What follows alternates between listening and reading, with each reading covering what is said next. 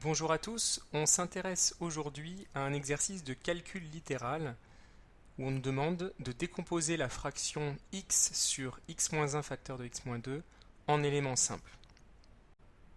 Alors a priori x est un nombre, réel, complexe, je ne sais pas exactement, mais ce qu'on peut affirmer en tout cas c'est que x est différent de 1 et que x est différent de 2.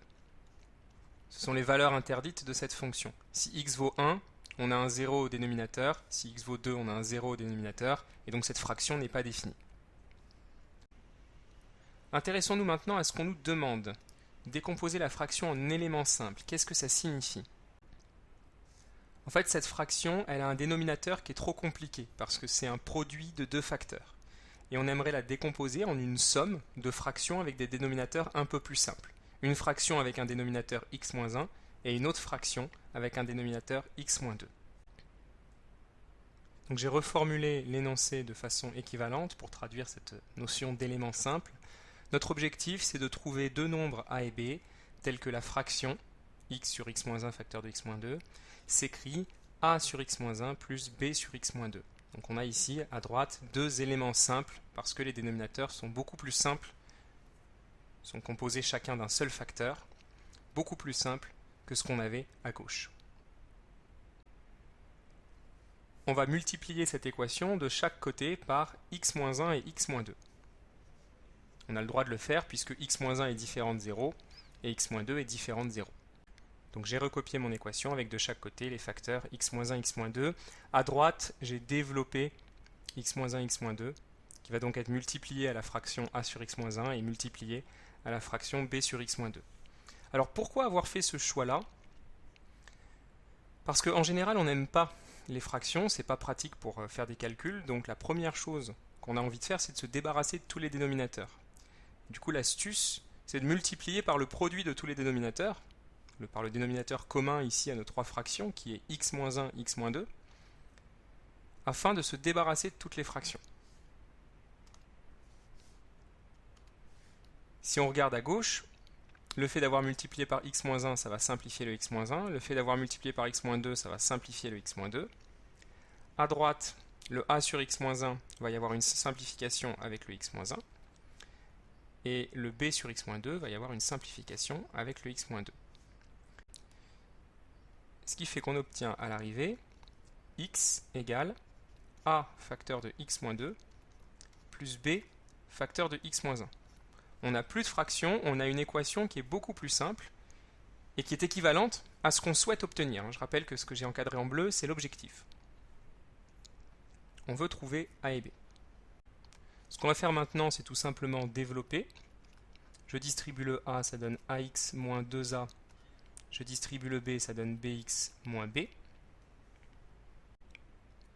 Et maintenant, ce qu'on va faire, c'est regrouper ensemble les termes qui ont du x dans le membre de droite, en factorisant par x. On a du ax plus bx, donc ça va donner a plus b x. Et ensuite, on a moins 2a moins b.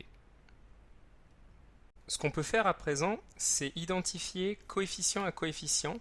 De chaque côté de l'égalité, on a un polynôme, le polynôme x à gauche, le polynôme a plus bx moins 2a moins b à droite.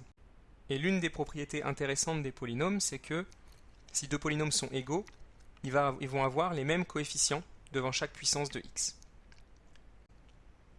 Ce que j'entends par là, c'est que le polynôme de gauche, on peut le voir comme étant une fois x plus 0. Et le polynôme de droite, c'est a plus b fois x plus moins 2a moins b. Donc en identifiant coefficient à coefficient, on va avoir le coefficient devant le x ici 1 qui est égal au coefficient devant le x ici a plus b. Et le coefficient constant 0 qui va être égal au coefficient constant moins 2a moins b. On obtient donc un système linéaire de deux équations avec les deux inconnus a et b. Ça va être facile de le résoudre pour trouver les inconnus. Dans la deuxième équation, on peut exprimer par exemple b en fonction de a. On a b égale à moins 2a. Et si on réinjecte cette relation dans la première équation, on obtient 1 égale a plus b, mais on vient de dire que b valait moins 2a, ce qui va nous donner 1 égale moins a, donc a égale moins 1. À partir de là, en réinjectant dans la relation b égale moins 2a, vu que a vaut moins 1, on obtient que b vaut moins 2 fois moins 1, ce qui fait 2.